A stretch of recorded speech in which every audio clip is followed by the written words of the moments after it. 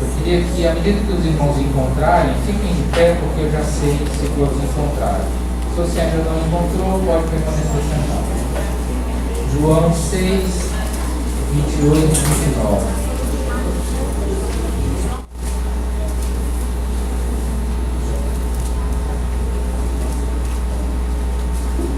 Amém? Amém.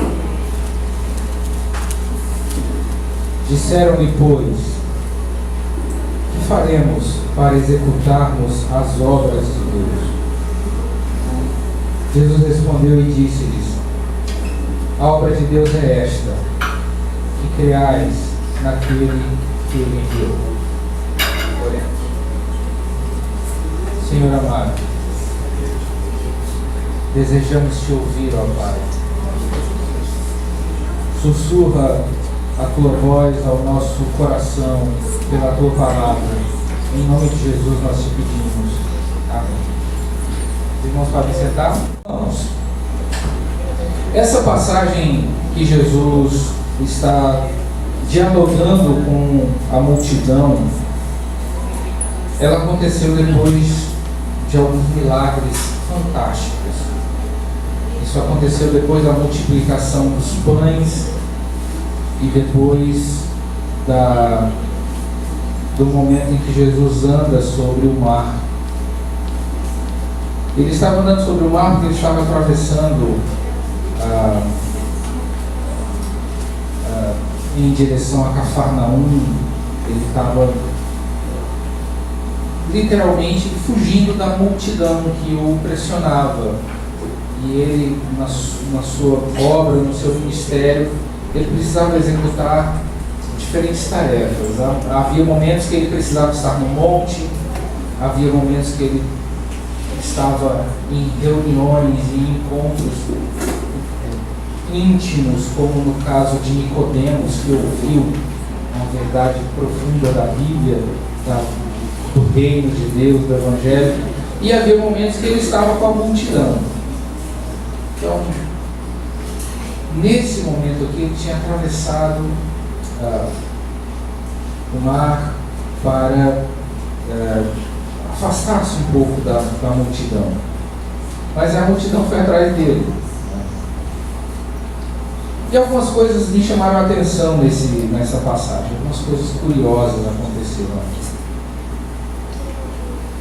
Quando você lê apenas esses versículos, você percebe que você pensa: que povo disposto a fazer a obra de Deus, né?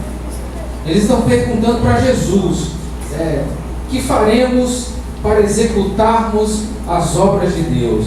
Que disposição você pode imaginar? Esse povo era crente, estava doido ali para fazer a obra, para trabalhar para Jesus. Mas aí a resposta de Jesus não está muito alinhada com essa maneira superficial de pensar que nós possamos ter eventualmente. A gente percebe algumas coisas aqui, que esse estranho interesse do povo em fazer a obra de Deus parece mais uma dissimulação da reclamação que Jesus deu para eles. Primeiro, como é que a gente chegou nessa situação? O povo está demonstrando de alguma forma que quer saber o que eu preciso fazer. É típico de pessoas hipócritas. É típico de legalistas. O que eu preciso fazer? Me diga que eu resolvo o que tiver que ser resolvido.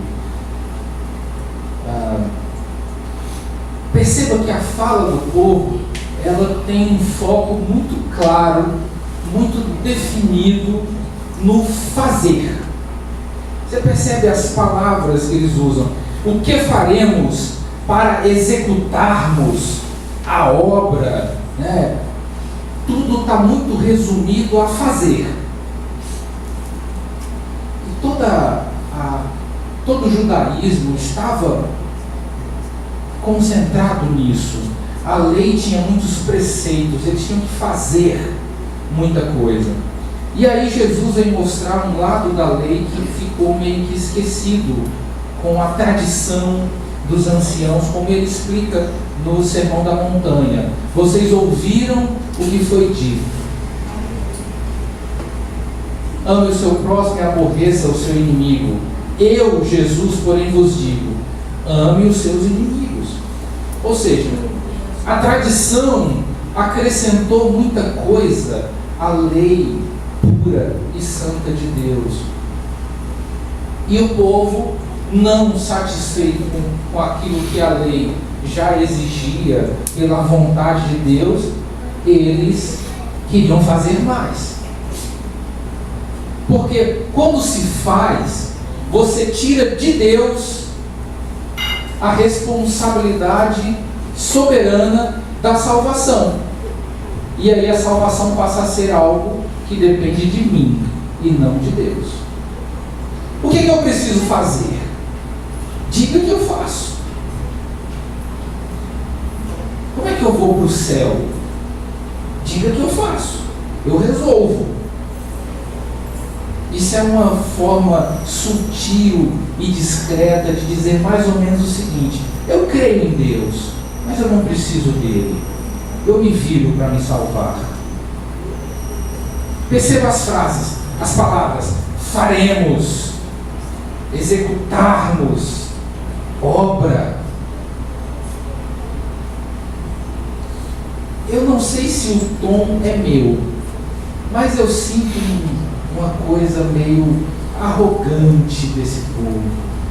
Depois que Jesus reclama com eles que eles estavam atrás dele apenas por causa do pão que ele multiplicou, e eles estavam ali não por causa dos milagres que Jesus fazia, mas porque a barriga deles estava roncando.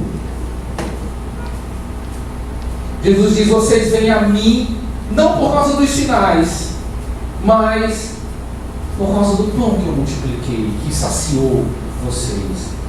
Vocês querem uma solução para os problemas sociais, e eu trouxe uma solução para o pecado.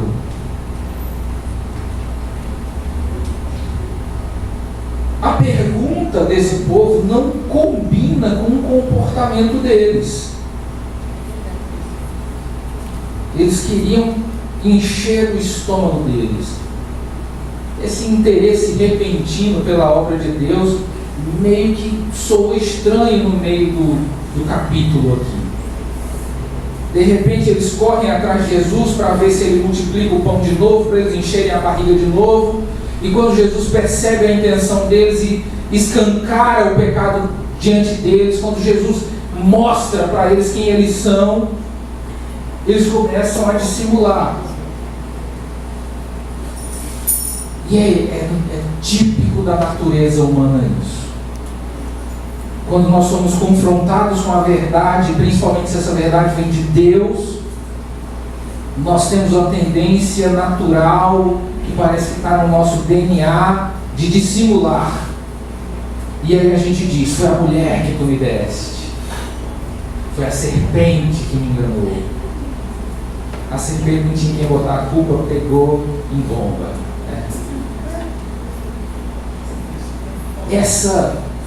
Esse instinto de arrumarmos desculpas para tudo.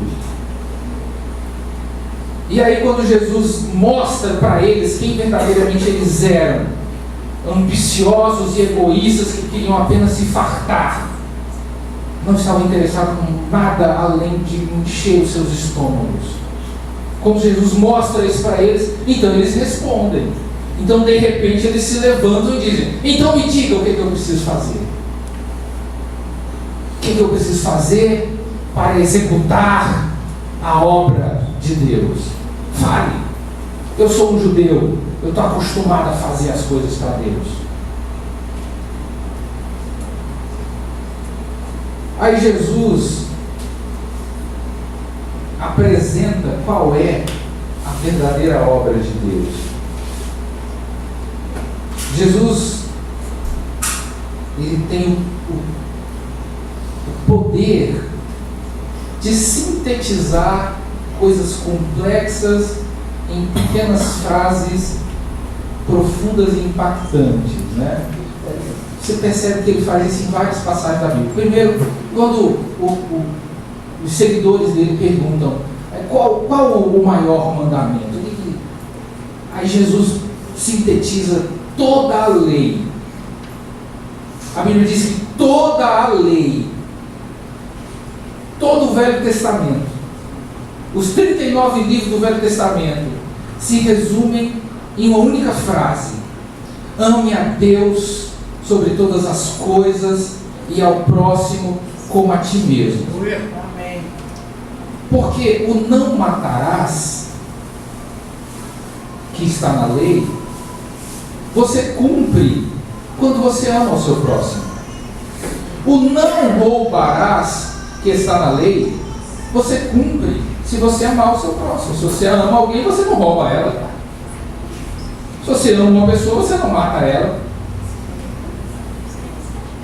Se você ama os seus pais, você não desonra eles. Então o mandamento honrar pai e mãe, ele é condensado, ele é sintetizado no amor ao próximo. E o amor a Deus, todos os preceitos, todas as cerimônias, o incenso, o sacrifício, o holocausto, a oferta alçada, a oferta de comunhão, a oferta de cheiro suave, os sinos na veste do sacerdote, o linho trançado, o tamanho da roupa sacerdotal, tudo é sintetizado numa única frase: ame a Deus sobre todas as coisas. Então ele resolve todo o Velho Testamento, toda a lei, ele sintetiza, ele condensa em um único bloco que despedaça qualquer coração. Ame a Deus sobre todas as coisas e o próximo como a ti mesmo. E aí ele faz isso em outros momentos. Quando ele vai falar da salvação, se alguém perguntar para qualquer religioso, erudito, teólogo, o que eu faço para ser salvo? Então, a lista é grande. Você tem que se batizar, você tem que aceitar Jesus, você tem que se batizar, você tem que congregar na igreja, você tem que fazer isso, tem que fazer aquilo, você não pode pecar, você tem que pedir perdão, você não pode ofender as pessoas. Então, é muita coisa. E aí Nicodemos, com muita sinceridade, diferente desse povo aqui, que está falando nesse capítulo 6, Nicodemos, com muita sinceridade, ele pergunta: o que eu farei para herdar a vida eterna? Aí Jesus, de novo, resolve tudo de forma muito prática e diz: só precisa de uma coisa, você precisa nascer de novo. Mas e o sábado?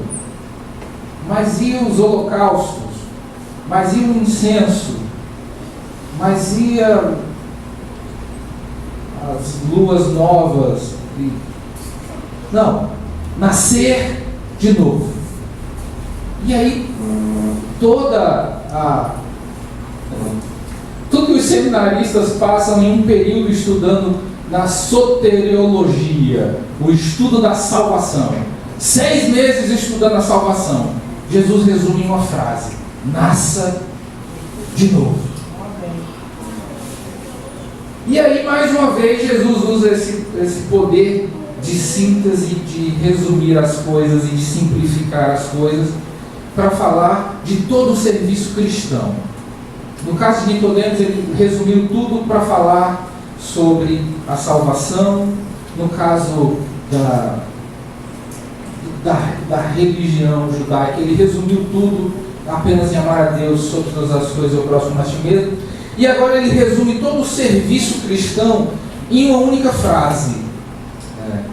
Quando as pessoas dizem: o que eu preciso fazer para executar a obra de Deus? Eu quero fazer a obra de Deus. Como é que eu faço a obra de Deus? Como é que eu trabalho para o Senhor? Como é que eu trabalho para Jesus Cristo?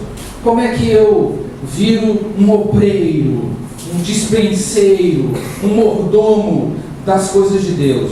Aí Jesus diz, para você servir, para você fazer toda a obra de Deus, você só precisa de uma coisa: crer naquele que Ele enviou.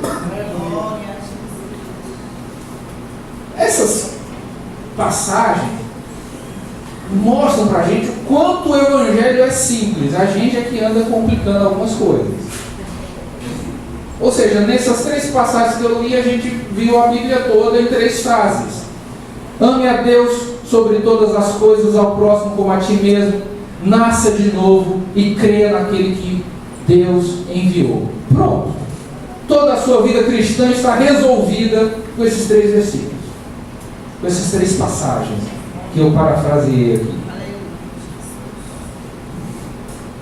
Porque quando as pessoas abordam Jesus e fazem perguntas complexas a respeito da verdade, a respeito da palavra, geralmente tem alguma coisa por trás daquele interesse, que era o caso dessas pessoas. Então, todo o serviço cristão está resumido, toda a obra de Deus está resumida em crer naquele que Ele enviou. É isso que o versículo 29 diz. Jesus respondeu e disse: a obra de Deus é esta, que creais naquele que Ele enviou.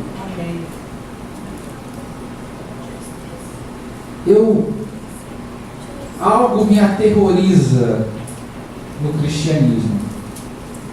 É saber que no nosso meio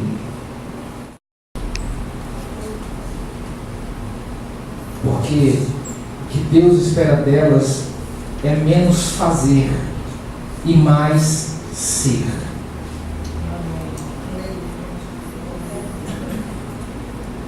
É aterrorizante perceber que algumas pessoas ouvirão: apartai-vos de mim, que eu não vos conheço, depois de terem dito: em teu nome eu fiz isso e aquilo. E é justamente essa frase que as pessoas vão usar: eu fiz no teu nome.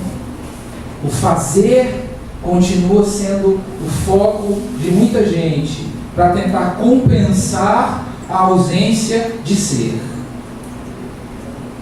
Já que eu não consigo ser, eu vou fazendo para maquiar o sepulcro caiado que há em mim.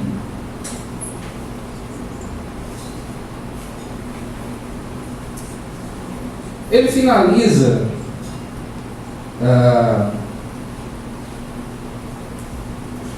a conversa com esse povo fazendo uma comparação entre Jesus e o maná.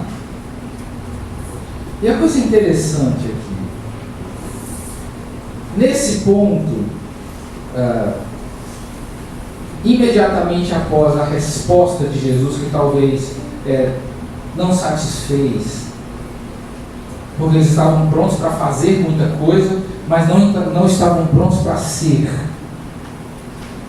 E aí, quando Jesus responde para eles com uma simplicidade escandalosa, quando Jesus responde para eles de uma forma que tudo aquilo que eles tinham pronto não servia de mais nada a partir daquele momento, porque Jesus exigia uma coisa diferente daqueles que eles tinham aptidão para fazer. Jesus, a única exigência dele foi: creia. Sem fé é impossível agradar a Deus. Então, diante da resposta de Jesus, quando o currículo deles não serve mais de nada,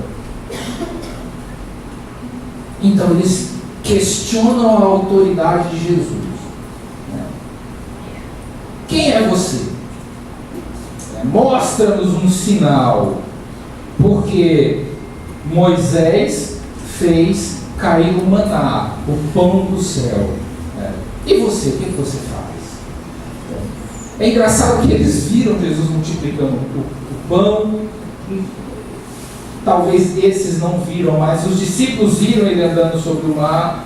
Então a sua autoridade já estava confirmada pelos sinais. O próprio início do capítulo 6 deixa isso claro. Mas na saia justa, né, com aquele instinto de arrumar desculpa que nós temos, eles questionam a autoridade de Jesus.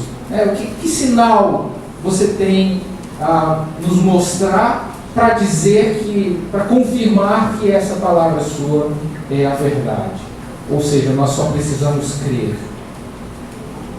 E parece ser tola essa minha observação, porque eu estou falando para pessoas crentes. Se vocês são crentes, vocês creem. Talvez eu esteja chovendo no molhado dizendo isso, né? Mas o crer exige uma coisa que as pessoas têm um pouco de dificuldade de exercer. Porque o crer é depender totalmente de Deus. Geralmente a gente quer ter o controle das coisas. A gente quer ter o controle do que a gente está fazendo, para onde está caminhando, para onde está indo. Nós queremos controlar. Quando nós perdemos o controle, quando nós entregamos esse controle para Deus, aí sim começamos a crer. Aí sim a coisa está fluindo na fé. Enquanto é nosso braço que está fazendo, nós estamos apenas fazendo, não estamos sendo aquilo que Deus quer que nós sejamos. Então Jesus, diante dessa afronta deles, diante desse ataque deles, né, qual sinal você vai fazer para nos mostrar, para que nós vejamos, né? E aí eles finalizam o versículo 30 dizendo: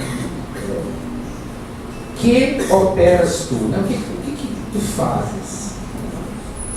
Eles completam dizendo: nossos pais comiam maná do deserto, como está escrito, Deus lhes fez comer o pão do céu. E aí Jesus responde. Jesus diz o seguinte: na verdade vos digo que Moisés não vos deu o pão do céu, mas meu Pai vos dá o verdadeiro pão do céu. Toda essa história do pão aqui, né, Jesus usou provavelmente por causa do pão que ele multiplicou lá no início do capítulo 6. Mas aí, seguindo adiante, disseram-lhe, pois, Senhor, dá-nos sempre desse pão. Veja a instabilidade desse povo. Diante das respostas que confrontavam toda a estrutura de crença deles, de todas as convicções que eles tinham, quando Jesus diz que só Deus, só o Pai tem o pão verdadeiro que é descido do céu e que vai resolver definitivamente a fome, aí eles dizem, então nos dê desse pão. Parece que tudo que Jesus falou até agora perdeu completamente sentido quando eles ouviram a palavra pão. Parece que algumas pessoas ficam cegas e surdas quando elas ouvem algumas palavras. Dinheiro, poder,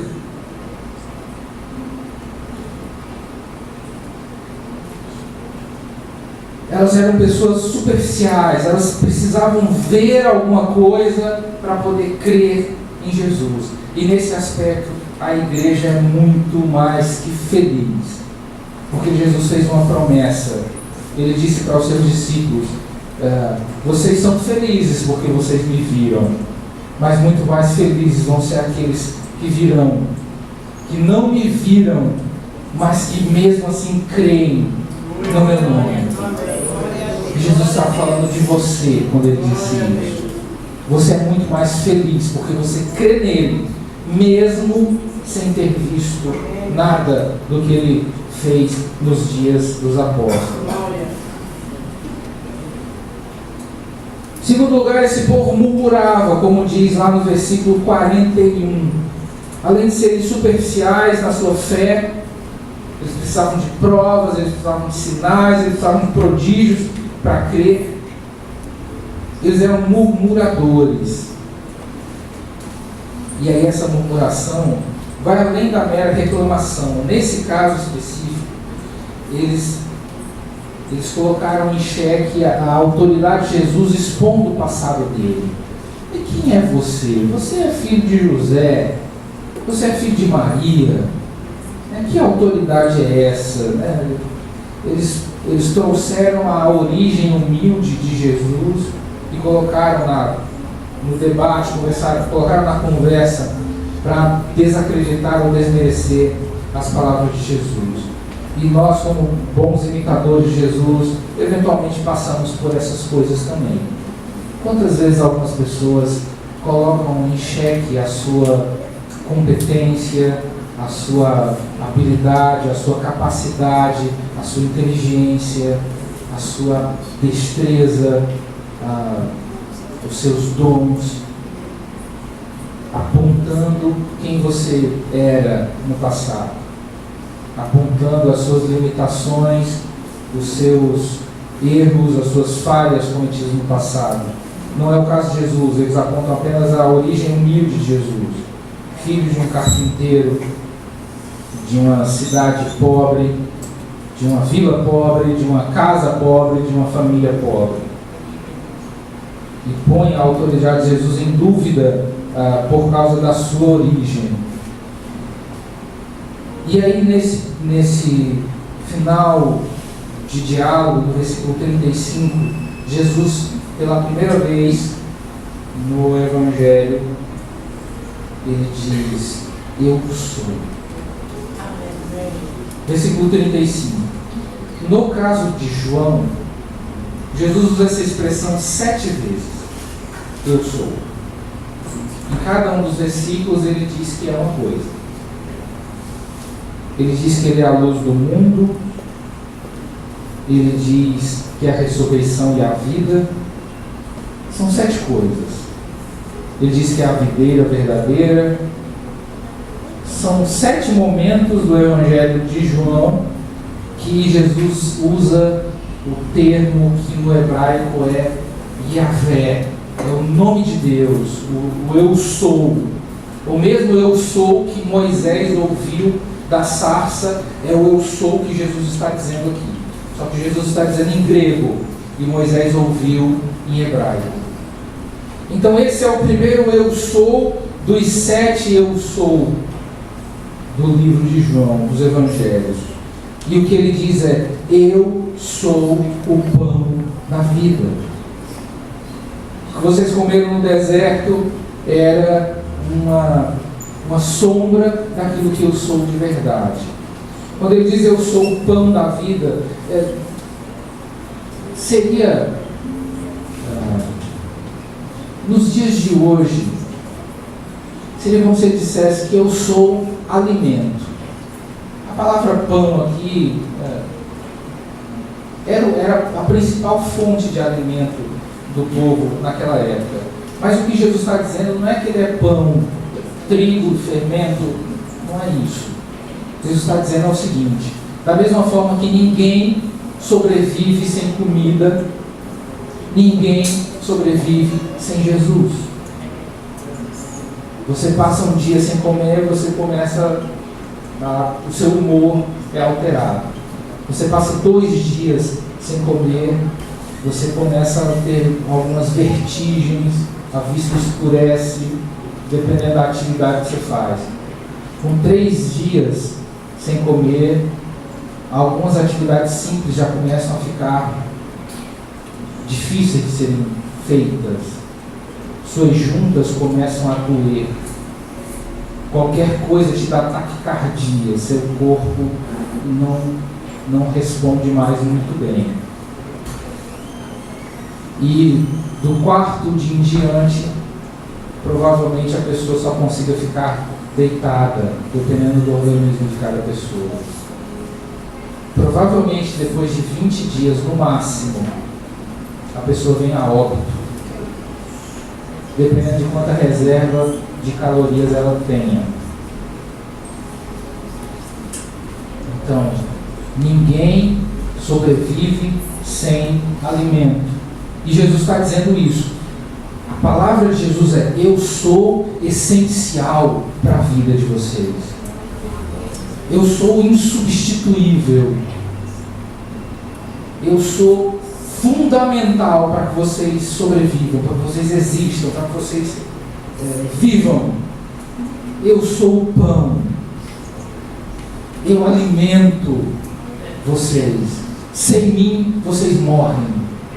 Era essa a lição que Jesus estava querendo dar para esse povo. Não era dizer que eu sou pão, eu sou melhor do que o maná, eu sou melhor do que Moisés. Isso é verdade. Mas a palavra dele é muito além disso. Ele está dizendo: eu sou essencial. Agora, as pessoas não consideram Jesus essencial. As pessoas não consideram ele indispensável para a sua vida. Se elas puderem substituir Jesus por qualquer coisa, elas substituem. Mas ele é insubstituível. Qualquer coisa que tem que substituir Jesus é mera enganação.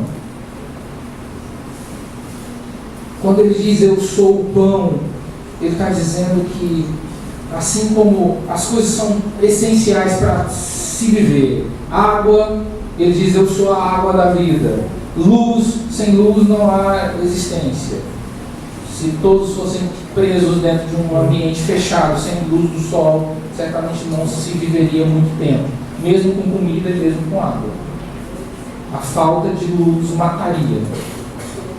Então todas as coisas que Jesus diz que são essenciais para a vida, para a existência. E as pessoas não consideram isso. A pessoa, na verdade, ela só reconhece que a comida é importante quando ela está passando fome. Você já percebeu que, eu não sei, cada pessoa aqui tem uma faixa etária de idade diferente. Mas se você tem 10 anos de idade, por exemplo, você viveu 3.650 dias. Eu acho que você comeu em todos eles. Se você tem 30 anos de idade, multiplique esse número por 3. E eu acho que você comeu todos esses dias. Agora, se você tivesse passado 5 dias sem comer, você ia entender a importância que a comida tem. Mas como você come todo dia, a importância dela parece que é disfarçada pela rotina, pelo cotidiano, pelo dia a dia. Mas ainda assim, você comendo todos os dias, quando passa 1 hora da hora do almoço,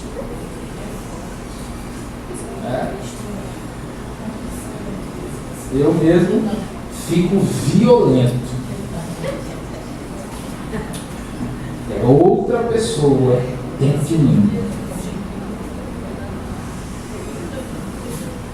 Nós percebemos a importância da comida na ausência dela. Mas as pessoas não percebem a importância de Jesus. Mas no dia que a porta da graça se fechar e Jesus estiver inacessível, nós vamos passar fome dele. Lendo essa passagem do pão, eu me lembrava do livro de Oséias que eu estou lendo. E Oséias faz uma profecia terrível para os últimos dias. Ele fala de uma grande fome, mas ele explica: essa fome não é fome de pão, essa fome não é fome de alimento, mas nos últimos dias terão fome da palavra de Deus. Fome da palavra de Deus. A palavra não vai estar acessível. E Jesus é a palavra. Em um dos eu sou, ele diz: eu sou o verbo. Que nós possamos entender nessa mensagem a importância de crer, porque isso resume toda a obra de Deus. Essa é a palavra de Jesus. Por isso eu escolhi esse tema. A obra é crer. Você pode acreditar, você pode cantar no coral, você pode fazer muitas atividades, você pode carpinar mato, você pode pintar igreja, você pode fazer um traço de massa para construir um templo, mas se você não crer, isso não vai te levar a lugar nenhum. Sem crer, qualquer ação, qualquer obra é morta, diz o apóstolo Tiago. Que o Senhor nos abençoe em nome de Jesus. Vamos orar? Pai, nós queremos te agradecer, meu Deus, por essa palavra do teu servo, pastor Lindoso, até agora, Senhor, que possamos colocar em prática, Senhor, que possamos crer, Senhor, em Jesus Cristo, Senhor, que nos enviou, Senhor, para nos livrar, Senhor, para nos abençoar, Pai, em nome de Jesus Cristo, que possamos estar sempre firmes, Senhor, andando sempre em teus caminhos, em nome de Jesus. Amém. Amém, querido. Receba a bênção apostólica. Que a graça do Senhor Jesus Cristo, o grande amor de Deus, e as copiosas e maravilhosas consolações do Espírito Santo estejam hoje sempre plenamente sobre nossas vidas. A igreja diz: Amém. Põe em paz em nome de Jesus. Amém.